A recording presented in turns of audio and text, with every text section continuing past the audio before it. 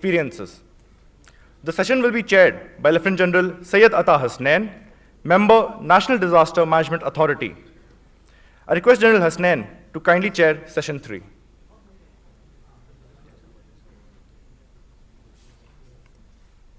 I now request all panelists for session 3 to kindly approach the stage. Shri Dalvinderjeet Singh, IAS, Deputy Commissioner, Amritsar. Engineer H.S. Mendirata, Chief Engineer, Water Resources Department, Punjab.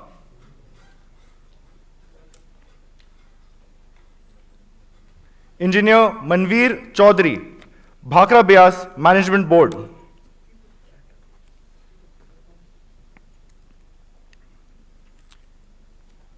Shri Ashim Bansal, Project Officer, National Highway Authority of India.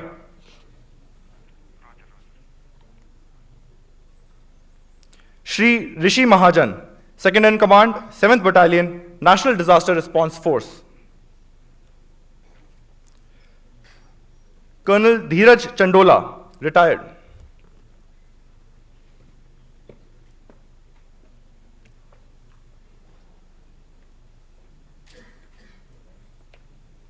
Sir, I request you to kindly take over the proceedings. Thank you. It's not usual that a panel discussion starts by complimenting the previous panel, right? Usually in life, things are always competitive. So you say one panel with the other panel is in competition. And I say the previous panel has already won it. Okay? I think they were very, very good, very clear-headed, outstanding in their all their articulation. And I think the chairperson was absolutely brilliant, right? So that is the manner, that is what we wanted to achieve in this particular symposium. The ability to put together all these things in a practical manner and present it. I'm sure the same thing will be done here as we go along. Now we've got a challenge on our hands that we've got a lunch coming up, and we hope to finish by 1:40. Otherwise, 1:35 was the time, 1:40. Earlier, 15 minutes was allotted to each speaker, but I am being now forced to restrict that down to 10 minutes, as has been the convention in all the panels so far. So my ardent request to all my members of my panel this time to restrict themselves to 10 minutes and keep it practical. We do not need any theoretical information here. Keep it practical. Keep it in the context of what happened in 2025 and what we are looking to do in the future. So with that, let me invite Shri Dalvinderjeet Singh, IAS, DC Amritsar. You still holding the appointment of DC Amritsar? At the moment, you're still holding the appointment? Oh, wonderful. So you were there at that time. You were at Gurdaspur at that time. Great. And I know that we were hearing a lot of good things happening at that time from your side, the decisions which were being taken, the actions which were being taken. So we look forward to hearing from you. This entire panel discussion is more practical oriented. We're going to be speaking about a lot of experiences and about contextual aspects of what happened in 2025. Over to you, sir. 10 minutes, please. I'll give you an indicator at 9 minutes. No, it's fine. This works. It's fine. Respected dignitaries, fellow officers, a very good afternoon. So, as sir has said, coming directly to the point of practical experiences which I had as Deputy Commissioner Gurdaspur during 2025 floods. So normally in the districts, the flood preparation starts well before monsoon in April. So we have a mechanism which is put into place. It is, we work with all the agencies, with the army, with the drainage department, with the forest, with the revenue. So all the departments come together. There is a district flood protection plan, so that is put into the place.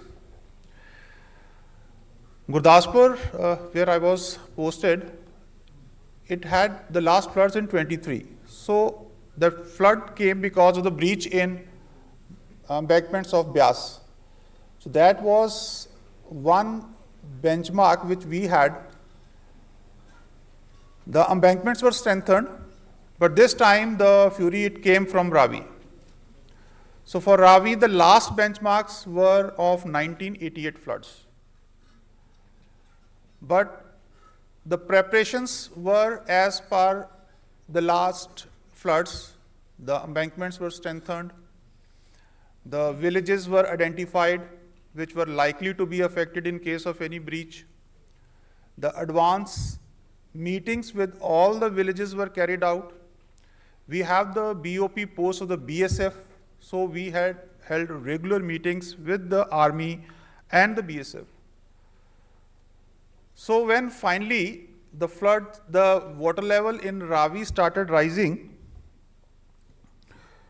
it was mainly because of the unregulated water flows that came in Uj. So on the night of 26th of August, the first breach it took place. So well in time the villagers were informed, but as we normally see,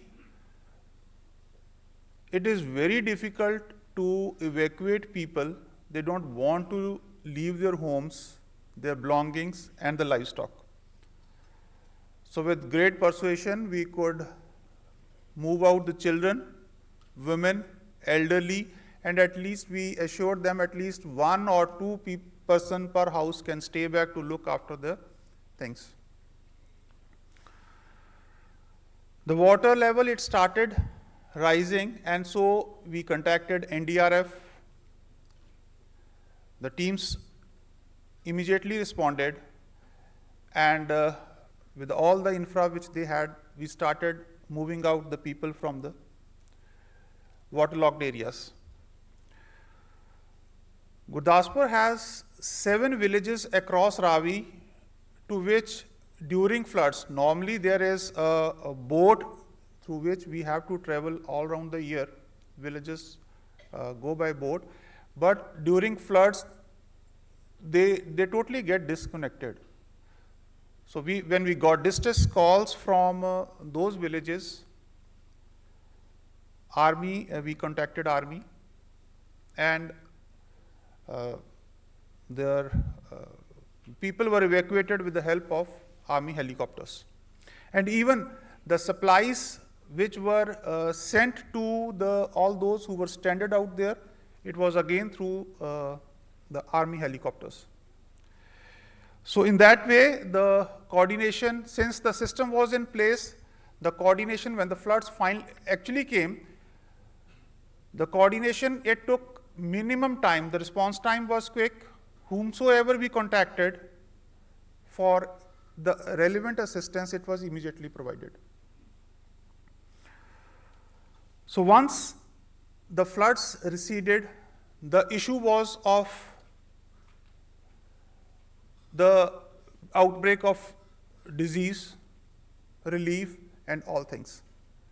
So few things which have come to our notice when we finally sat down to look into what actually led to the floods. I would say the development of infrastructure without incorporating the natural drainage, that was one major source, major reason why the floods occurred. New highways are coming up. The embankments of the river, they were as per the data of 1988 floods. So, but this time, the water that was received in Ravi, it exceeded the 88 floods of benchmark, which was normally 11 lakh cusics, but this time it was more than 14 lakh cusics. So the calculations went haywire. The natural drains, they didn't take that much of water which was their capacity. So because of all this, the natural flow of water, it was obstructed, and that led to the water getting accumulated in the villages, making the life of the people tough. At the same time, there is one more reason that the study needs to be carried out for the desilting of the rivers, especially the Ravi River, which borders the international border, which is on the border of international border with Pakistan. Due to some litigation, I feel that the desilting was not carried out, and all the silt which had deposited in the river over the passage of time, that also obstructed the natural flow of the water when the water came in huge quantities. As I have already said, people are not ready to leave the homes. So in all these cases, all these circumstances, we found the community needs to be involved to keep them safe, for advance warning systems. Even when an advance information is passed on to them, if the local community is kept, if they are kept into if they are taken into confidence, they do respond. So when the second round of water started rising after say a couple of days, the response was immediate. So I would suggest that we, in the name of development, the natural water courses, they have been sacrificed, they have been overlooked. If we want to avoid further such catastrophic issues, we need to go back to the natural drainage system. We need to protect the natural drains, natural water courses, and so that whenever the water, even if excess of water comes, it will find its natural way. Else, in case if a highway is built up without incorporating a drainage, say around 50 or more villages get inundated just because water is not finding its natural way across the highway. And we could see, whenever we used to visit Dera Baba Nanak, we could see the water flowing over the newly constructed highway. So these were some of the things which we noted during our experience in Gurdaspur during the floods. And I would say that it was all the team effort. It was the perfect coordination between the district administration, the police, the army, the Air Force, and the NDRF, which helped in saving lives, evacuation. And I would say that during the entire floods in Gurdaspur, only 3 lives were lost. One was an old lady who collapsed on seeing the water. One was a snake bite, and the third person was a person who got drowned while distributing the relief. So the mechanism is in place, but for drainage of excess water, we need to go back to the basics and work on the drainage system. Thank you. Thank you. I didn't know that DCs are such disciplined people that you actually completed it in 9 minutes. And you need our compliments, no doubt. You've done a brilliant job in your administrative capacity and as an administrative leader. I think we really need to appreciate your contribution. You brought up some excellent points, and there's no doubt about it that it's community ultimately, the communities which have to come together. But the most important point you make is actually reinforces our whole understanding of all of government approach, which means that every department has to know what it is doing, and what if it is doing, what effect does it have on the responsibilities of another department. So if you're constructing roads, if you're constructing railway lines, if you're constructing anything else, for example, in the mountains, you're enlarging you're making it into 4-lane highways, etc. You have to see the impact of that. And that's exactly what you have brought out. Not an easy answer to it. We don't have easy answers to it. We have to only ensure that we continue projecting the necessity of this and bring as many departments together as we can. This is just one of those efforts to try and do it. Thank you very much once again. If I may now request Engineer H.S. Mendirata, Chief Engineer, Water Resources Department of Punjab, to come in and make his thing on operational decisions during extreme inflows and recommendations for the future. I requested him particularly to comment on the Bhakra Byas management system. How is water systems actually managed in Punjab? Thank you, sir. Over to you. I hope you too will follow the 9-minute principle.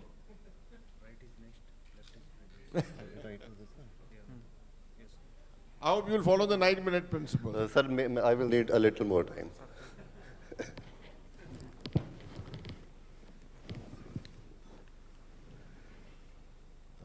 Thank you. A very good afternoon to everyone present. So I was chief engineer during the 2023 floods also, and during the 2025 floods also. So we learned many things during the 2023 floods and tried to bring the changes during 25 and 24. And we were successful to a lot of extent, but the events, extreme events were encountered in 2025, and let's see the whole story. Like we have 4 rivers in Punjab: Ravi, Byas, Satluj, and Kaggar. Kaggar is jointly on the border with the Haryana state, and the network of drains is 850 drains. And we have got all these drains notified under the Canal and Drainage Act. It means no illegal construction or nothing can be done on these drains. Any illegal construction can be removed under the Canal and Drainage Act.